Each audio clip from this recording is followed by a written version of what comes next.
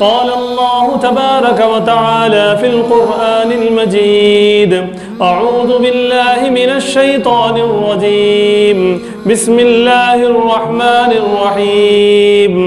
وما خلقت الجن والإنس إلا ليعبدون صدق الله العظيم رب اشرح لي صدري ويسر لي أمري واحلل عقدة من لساني يفقهوا قولي اللهم صل على محمد وعلى آل محمد كما صليت على إبراهيم وعلى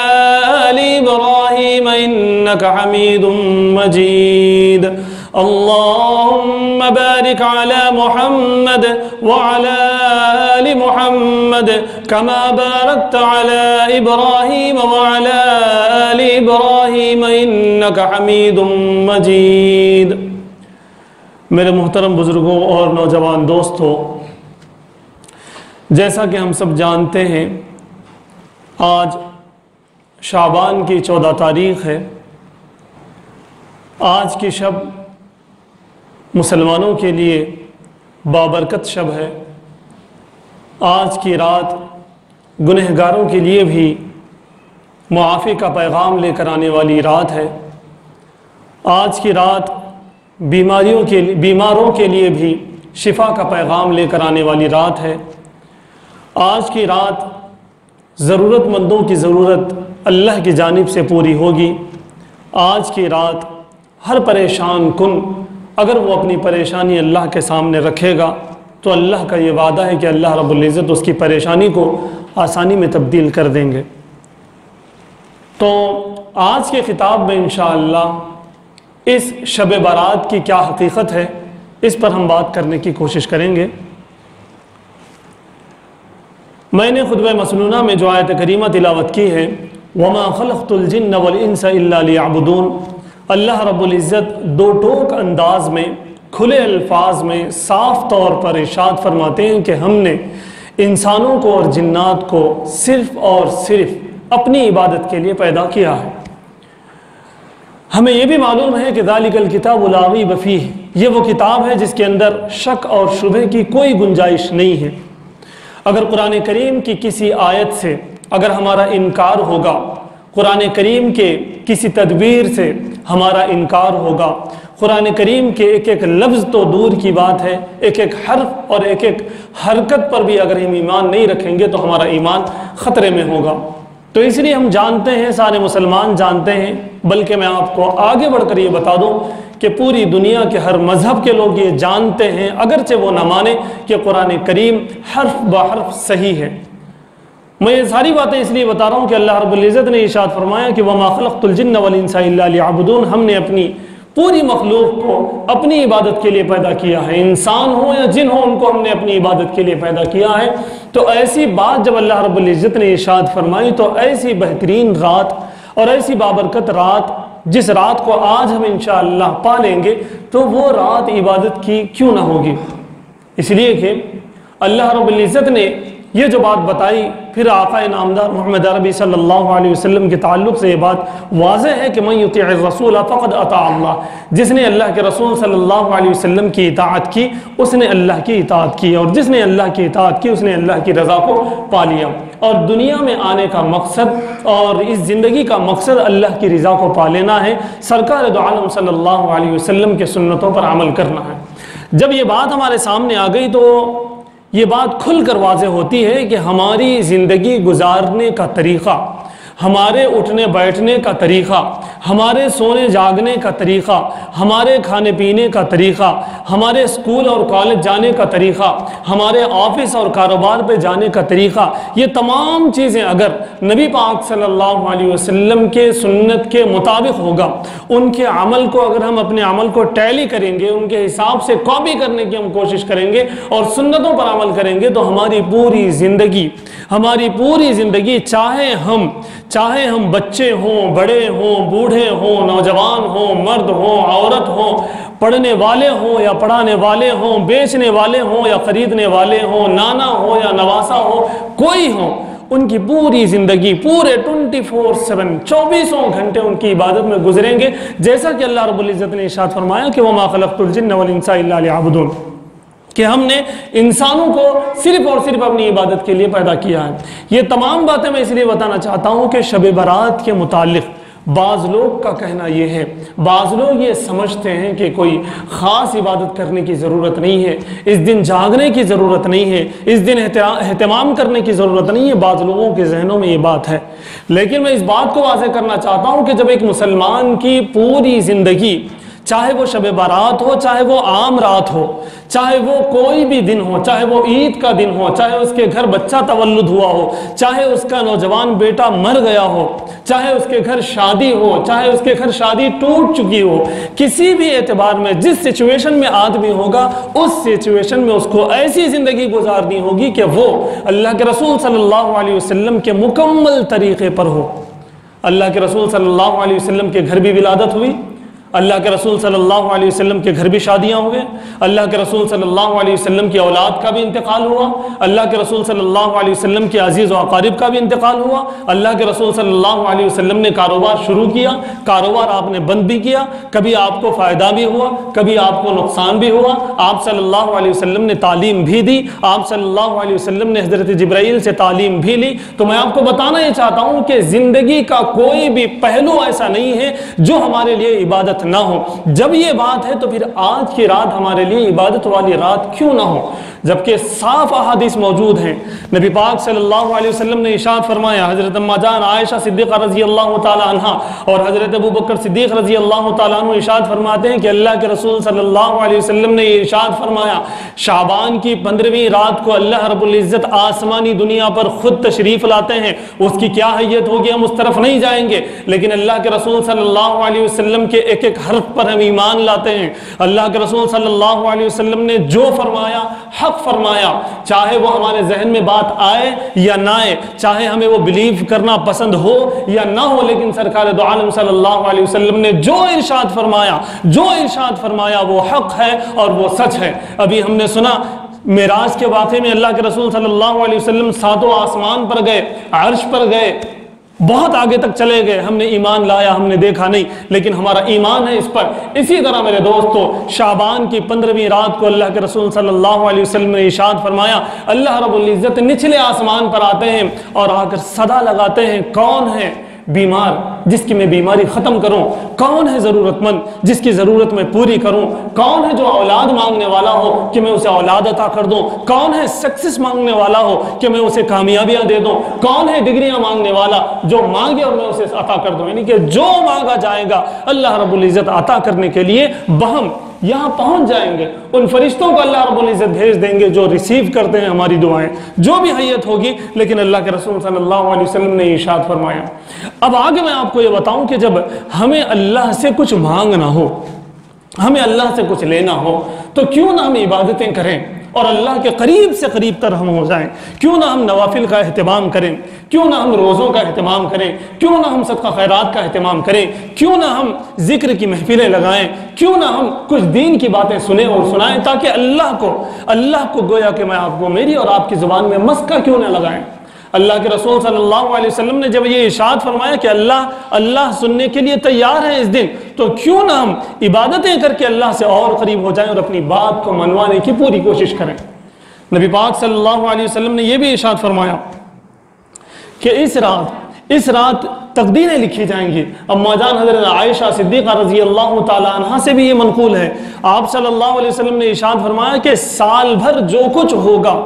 ہر فرد کے بارے میں سال بھر جو کچھ ہوگا وہ سب تفویض کیے جائیں گے۔ تقدیر لکھی جائے کا مطلب یہ ہے کہ لوح محفوظ میں تو پہلے سے لکھی ہوئی ہے تقدیر، لیکن وہ سونپی جائے گی کہ سید فہیم کھانا کتنا کھائے گا، سانسیں کتنی لے گا،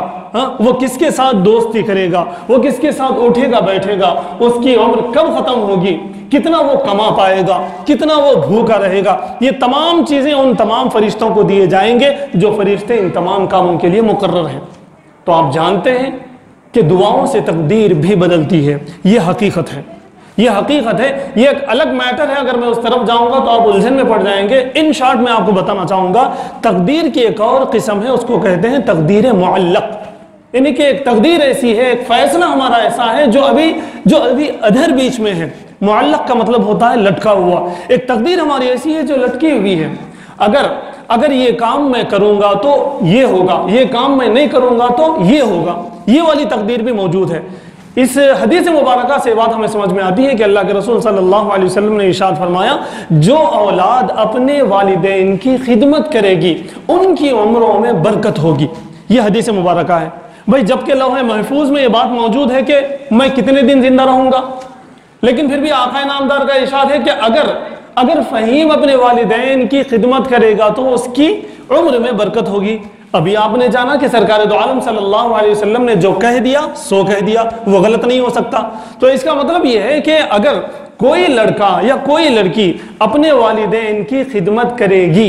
یا خدمت کرے گا تو اس کی عمر میں برکت ہوگی، اگر وہ عمل نہیں کریں گے تو برکت نہیں ہوگی۔ یہ تقدیر معلق ہے، اگر کوئی بچہ ایسا کرے گا تو ایسا ہوگا۔ تو اس لیے آج کی رات اگر ہم دعائیں مانگ لیں، کیا پتہ ہمیں جنت مل جائے، کیا پتہ ہمیں اچھی اولاد مل جائے، کیا پتہ ہماری وہ اولاد جو بگڑی ہوئی ہے ہماری آج کی دعاؤں کی بدولت وہ سدھر جائے، کیا پتہ ہمارا جو کاروبار ٹھپ پڑا ہوا ہے اس کے اندر بہتری آ جائے، کیا پتہ ہمیں جو نظر بار بار لگ رہی ہے وہ نظر ہم ختم کروا لیں۔ تو اس لیے میرے دوستوں، آج کی رات اللہ رب العزت کو منانے اور زیادہ منانے۔ ویسے تو میں آپ کو بتا دوں کہ اللہ کے رسول صلی اللہ علیہ وسلم نے یہ بات بھی ارشاد فرمائی کہ اللہ رب العزت ہر دن صبح کی پہر میں، ہر دن صبح کی پہر میں تہجد کے وقت یہ ندا لگواتے ہیں، فرشتوں سے یہ ندا لگوائی جاتی ہے کہ کون ہے جو اللہ سے کچھ مانگ لے اور اللہ تعالیٰ اسے عطا کر دے۔ یہ ہر دن کا ہے، لیکن آج کی رات ایک اور خصوصیت یہ ہے، اللہ کے رسول صلی اللہ علیہ وسلم نے ارشاد فرمایا، حضرت اما جان عائشہ صدیقہ رضی اللہ تعالیٰ عنہ سے ہی یہ روایت ہے، فرمایا کہ آج کی رات اللہ رب العزت بنو کلب کی جتنی بکریاں ہیں اور ان بکریوں کے جتنے بال ہیں اتنے اپنے بندوں کی مغفرت اللہ رب العزت فرمائیں گے۔ یہ اسپیشالٹی ہے آج کی رات میں۔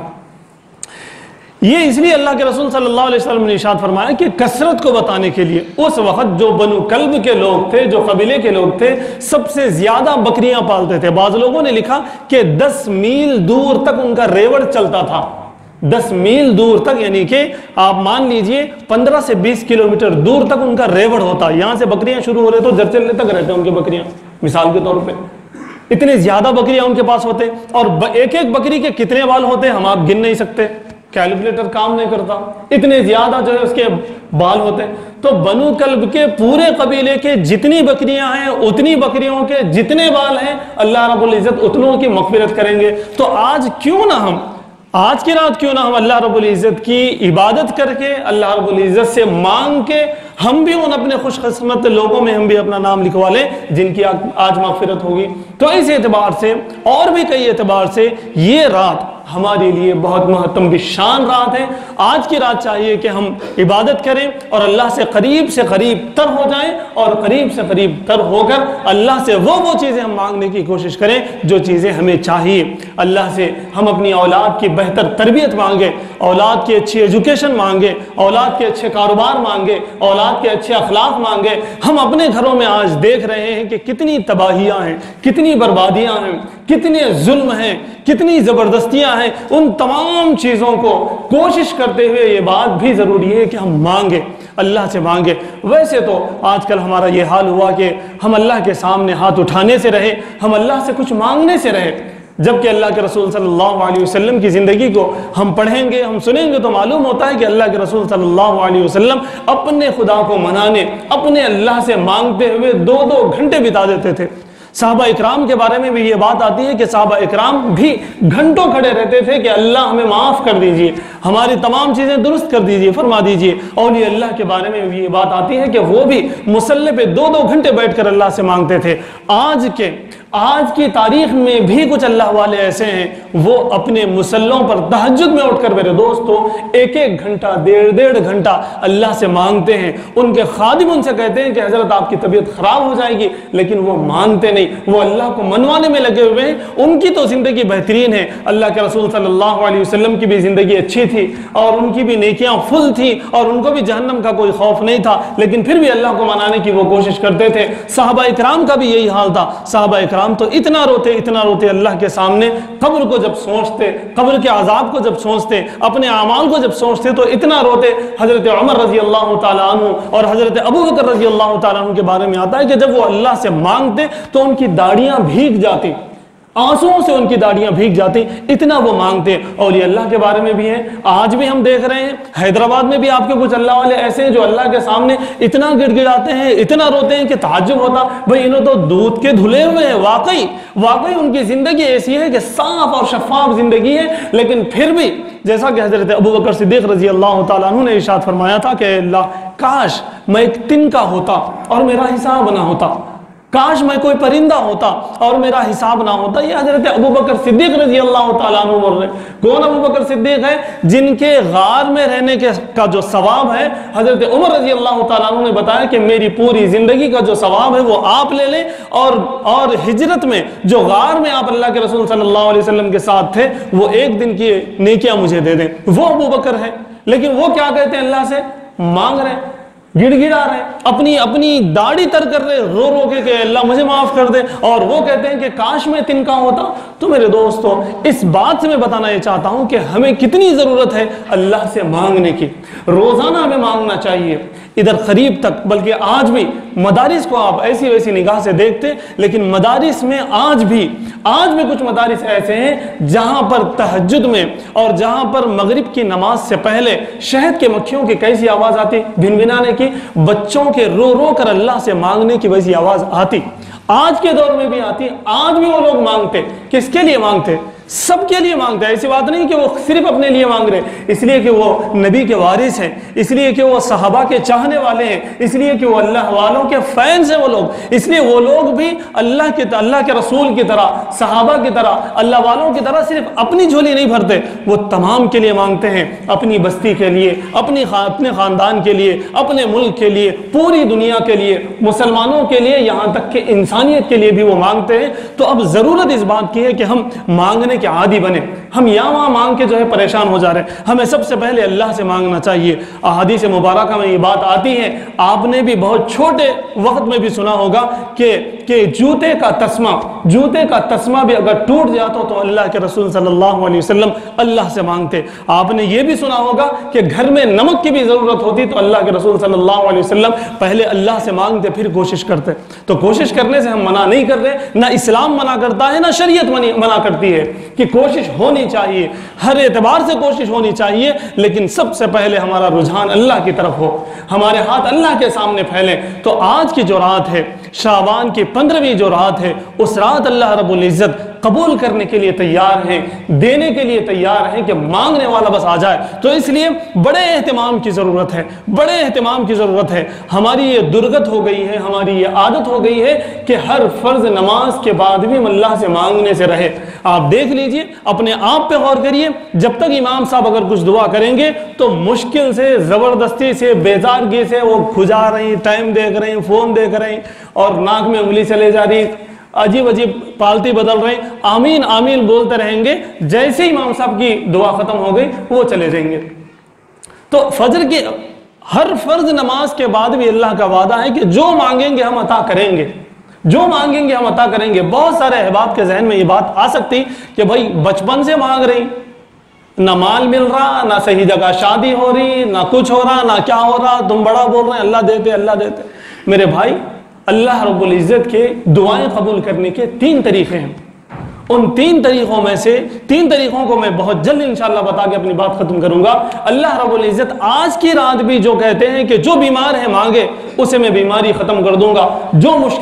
مشکل میں ہے وہ مانگے، اس کی مشکل کشائی میں کروں گا، جسے اولاد چاہیے وہ مانگے، میں اسے اولاد عطا کروں گا۔ ایک بات آپ ذہن میں رکھیں، اللہ کے دعائیں قبول کرنے کے 3 انداز ہیں، 3 طریقے ہیں۔ ایک وہ ہے جو ہمارے لیے سب سے زیادہ نقصان دہ ہے، سب سے سستا سودا ہے، وہ یہ ہے کہ آج ہم دعا مانگ لیں اور کل ہماری دعا قبول ہو یا ابھی ہماری دعا قبول ہو۔ ہم چاہ رہے کہ ہم کو خزانہ مل جائے، گھر کو جا کے دیکھیں تو خزانہ پڑا ہوا ہے، خزانہ مل گیا۔ ہم نے مانگا کہ ہماری لڑکی کے لیے جو ہے اچھا رشتہ ہو، گھر پہنچتے اچھا رشتہ آ گیا۔ یہ جو علی الفور امیڈیٹلی جو دعا قبول ہو رہی ہے وہ بالکل سستا سودا ہے، جس کو کہ ہم بہت اچھا سودا سمجھتے اور ہم بہت خوش ہوتے. میں آپ کو آگے بتاؤں گا. اللہ کے رسول صلی اللہ علیہ وسلم نے ارشاد فرمایا اللہ رب العزت کا دوسرا طریقہ دعائیں قبول کرنے کا یہ ہے کہ ہم نے جو نعمت مانگی ہے, ہم نے جو چیز مانگی ہے وہ عطا نہیں کریں گے, لیکن بڑی مصیبت ہم پر سے ٹلا دیں گے. بڑی مصیبت, میں نے کوئی چیز مانگ لی اللہ سے کہ مجھے فلاں چیز چاہیے, لیکن میری تقدیر میں یہ تھا, میرے قسمت میں یہ تھا کہ میرا ایکسیڈنٹ ہو. اللہ رب العزت نے میری دعا کو لا لیا, اے بندے میں تجھے وہ چیز تو عطا نہیں کروں گا, ہاں البتہ تیرا ایک ایکسیڈنٹ ہونے والا تھا, اس کو میں ٹلا دوں گا. یہ دوسرا درجہ ہے. اس کو ہم کیا سمجھتے ہیں؟ دعائی قبول نہیں ہو رہی, بھائی کب سے مانگ رہے, ہر شب برات کو مانگے, ہر دن تہجد میں اٹھے, 40 دن جماعت میں بھی چلے گئے, فلاں درگاہ پہ بھی چلے گئے, وہ صدقہ خیرات بھی کر دیے, بکرا بھی کٹوا دیے, مدرسے میں تھیلا بھی دے دیے, مسجد کے صدر صاحب کو بھی لا کے اچھے خاصے پیسے دے دیے, ہم مینار بنوا دیے, ہم وہ کروا دیے, دعائی قبول نہیں ہو رہی. ہم یہ سمجھ رہے ہیں. لیکن میرے دوستو, امیڈیٹلی دعا جو قبول ہوتی ہے اس سے ذرا بہتر یہ ہے کہ ہماری دعا یوں رد ہو کہ ہماری بلائیں ٹال دی جائیں. ہمارے بچوں کی طبیعت خراب ہونے کا چانس تھا, ہماری دعاؤں کی وجہ سے اللہ رب العزت نے اس کو ٹلا دیا. ہماری بچی کا رشتہ خراب ہونے والا تھا, لیکن اللہ رب العزت نے اسے ٹلا دیا. ہمارے والدین جہاں بحق ہونے والے تھے, ختم ہو جانے والے تھے, ان کی موت ہونے والی تھی کسی ایکسیڈنٹ میں, اللہ رب العزت نے اس کو ٹلا دیا. ایسی بہت ساری چیزیں ہو سکتی ہیں جو ہونی تھی لیکن اللہ رب العزت نے اسے بچا لیا. تو یہ دوسرا درجہ ہے دعا قبول کرنے کا اللہ رب العزت کا. تیسرا اور بہترین درجہ یہ ہے کہ نہ اللہ رب العزت یہاں کوئی چیز عطا کریں گے اور نہ کسی بلا کو ٹلائیں گے, بلکہ ہماری دعاؤں کا جو اجر ہوگا, جو ثواب ہوگا, جو پہاڑ ہوں گے نیکیوں کے, وہ ہمیں قیامت کے دن دیں گے, وہ ہمیں حشر کے دن دیں گے. ہمارے نام اعمال میں وہ چیزیں آ جائیں گے. اس دن بندہ پریشان ہوگا, ارے میں تو یہ کرا ہی نہیں, اتنے بڑے بڑے ہم میرے انبار ہیں نیکیوں کے, یہ کہاں سے آ گئے؟ ادھر دیکھ رہا, ادھر بھی نیکیاں ہیں, پیچھے دیکھ رہا, پیچھے بھی نیکیاں ہیں, سامنے دیکھ رہا, سامنے بھی نیکیاں ہیں. بہترین جو ہے لگزری, سپر لگزری جنت اس کے لیے ہے, حوریں انتظار کر رہی ہیں, نہریں بہ رہی ہیں, انہیں پریشان ہے, ارے میں اتنا نیک تھا ہی نہیں بھائی, سب جانتے, میں تو اتنی نیکیاں کرا ہی نہیں, یہ کہاں سے ہو رہا؟ تو اللہ رب العزت اس کو کہیں گے, اس وقت ارشاد فرمائیں گے کہ اے بندے, تو نے جو نیکیاں, جو تو نے دعائیں مانگی تھی, میں نے نہ تیری دعائیں وہاں قبول کی اور نہ تیری کسی بلا کو میں نے ٹلایا, بلکہ ان دعاؤں کا بدلہ میں تجھے یہاں دینا چاہتا ہوں, یہاں دے رہا ہوں. تو اس وقت وہ بندہ بھی اور جو کچھ یہ ماجرا دیکھ رہے ہوں گے وہ سب بھی تمنا کریں گے کہ کاش میری ایک بھی دعا قبول نہ ہوتی اور تمام کے تمام کا اجر مجھے یہاں ملتا. تو میں اس بات سے, اس حدیث مبارکہ سے میں آپ حضرات کو یہ پیغام دینا چاہتا ہوں کہ اللہ سے خوب مانگے, لپٹ کر مانگے, چمٹ کر مانگے, آنسو بہا کر مانگے. اللہ کے رسول صلی اللہ علیہ وسلم نے ایک جگہ ارشاد فرمایا اللہ رب العزت کو 2 قطرے بہت زیادہ پسند ہیں. ایک وہ قطرہ جو جہاد میں خون کا خطرہ گرے گا, وہ بہت پسند ہے, اور اللہ رب العزت کو دوسرا قطرہ جو پسند ہے وہ یہ کہ اللہ کے سامنے ہمارے ہاتھ پھیلے ہوئے ہوں, ہمارا دل رو رہا ہو, ہمارے آنکھ رو رہے ہوں, عاجزی سے ہم جھکے جا رہے ہوں, اللہ کے سامنے ہم ندامت پیش کر رہے ہوں, اور ہمارا آنسو ادھر گرا, اللہ رب العزت کی رحمت ادھر جوش میں آئے گی اور ہمارے پورے کام ہو جائیں گے. تو اس لیے میرے دوستوں, دعاؤں کا بڑا اہتمام کریں. یہ نہ سوچیں کہ میں مانگ رہا ہوں بھائی زندگی بھر سے مانگ رہا ہوں, کچھ بھی نہیں مل رہا. ایسا مت سوچئے. اگر دنیا میں نہیں مل رہا, اگر کوئی بلا بھی نہیں ٹل رہی, تو میں آپ کو پرسنلی کہنا چاہوں گا کہ آپ خوش ہو جائیے. آپ خوش ہو جائیے کہ اللہ رب العزت ہمارے لیے جنت کا التزام کر رہے ہیں. ایسے وقت تو ایک مومن کا یہ کام ہے کہ وہ اور مانگے کہ اس کی دعائیں رد ہوتی چلی جائیں, اس کے جو بلا ہے اس پر آتے جائیں, لیکن وہ دعائیں مانگتا جائے, اس لیے کہ اس کو حقیقی جو خوشی ہے, اللہ کی رضا جو ہے اور جنت جو ہے وہ اس کے لیے انتظار کر رہی ہوگی. تو اس لیے بس اس پیغام کے ساتھ یہاں سے اٹھیں کہ ہمارے گھر میں جو بچے ہیں ان کو بھی اہتمام کروائیں. ہمارے گھر میں جو بڑے ہیں, جو نوجوان ہیں, جو دوست احباب ہیں, ان سے بھی یہ بات کہیں کہ خوب اللہ سے مانگے. اس میسج کو فارورڈ نہ کریے کہ جانے انجانے میں اگر میرے سے کوئی غلطی ہو گئی تو آپ میرے کو معاف کریے, آج شب برات ہے. یہ کیا بچپنا ہے بھائی, بے تو کی کیا باتیں ہیں. سال بھر تو, زندگی بھر تو تکلیفاں دیتے چلے جا رہے, ایک میسج فارورڈ کر رہے. میرے پاس بھی آیا میسج, وہ اگر میرے سے کچھ جانے انجانے میں غلطی ہو گئی تو معاف کریے, آج شب برات ہے, میرے لیے بھی دعا کریے. ایسا نہیں ہوتا بھائی. فہیم بھائی, اگر آپ میرے کو کچھ کر رہے ہیں تو کچھ تحفہ لے کے آئیے, مٹھائی لے کے آئیے, اچھا تحفہ لے کے آ کے پیش کر کے بولیے کہ بھائی میرے سے اگر کوئی غلطی ہو گئی تو معاف کرو. یہ کوئی بات ہوتی؟ آپ خالی ایک میسج بھیج دے رہے ہیں, اس سے کیا ہوتا؟ اگر آپ سے کسی کے بارے میں غلطی ہو گئی، آپ نے کسی کو دل دکھایا ہے، تو واقعی معافی مانگنے کی چیز ہے، لیکن ایک میسج سے کچھ ہونے والا نہیں ہے۔ اس کو بٹھاؤ بھائی، اس کو دعوت دو یا جوس پلاؤ یا اس کو کہیں لے کے جاؤ اور اس کو راضی رکھو، صرف ایک میسج سے کچھ ہونے والا نہیں ہے، وہ بے تکی باتیں ہیں۔ ویسے میسیجز فارورڈ کرنے سے احتراز کریے، لسٹ بنائیے، میں تو آپ کو مشورہ دوں گا کہ ایک لسٹ بنائیے، میں کس کس کا دل دکھایا، سب سے پہلے میرے اپنے والدین کا آپ نام لکھیے کہ نہ جانے کتنے دن، نہ جانے کتنی مرتبہ سال بھر میں نے اپنے والدین کا دل دکھایا ہوگا، میں نے اپنی بہن کا دل دکھایا ہوگا، چاہے وہ بیاہی ہوئی ہو، چاہے وہ نہ ہو، چاہے وہ گھر میں ہو، چاہے وہ اپنے سسرال میں ہو، میں نے اس کے کتنے حقوق مارے، میں نے اس کو کتنا میں نے ستایا، میں نے اپنے پڑوسیوں کا کتنا حق مارا اور ان کو کتنا تکلیف دیا، میں نے اپنے محلے اور بستی کے بڑوں کے ساتھ کیسا معاملہ کیا، بچوں کے ساتھ کیسا معاملہ کیا، اس پر غور کریں۔ غور کرنے کے بعد ہم معافی مانگے تو پھر بات بنے، صرف ایک میسج کے فارورڈ کرنے سے کچھ ہونے والا نہیں ہے، یہ بے تکی بات ہے۔ تو اس لیے میں ایک اور مرتبہ آپ سے گزارش کروں گا کہ بڑے دعاؤں کا اہتمام آج کریں، اللہ کو منانے کی کوشش کریں، اللہ سے خوب مانگیں، آنسو بہائیں، تو انشاءاللہ ہمارے لیے یہ شب برات پچھلے شب برات کی طرح فیل نہیں ہوگی بلکہ سکسیس جائے گی۔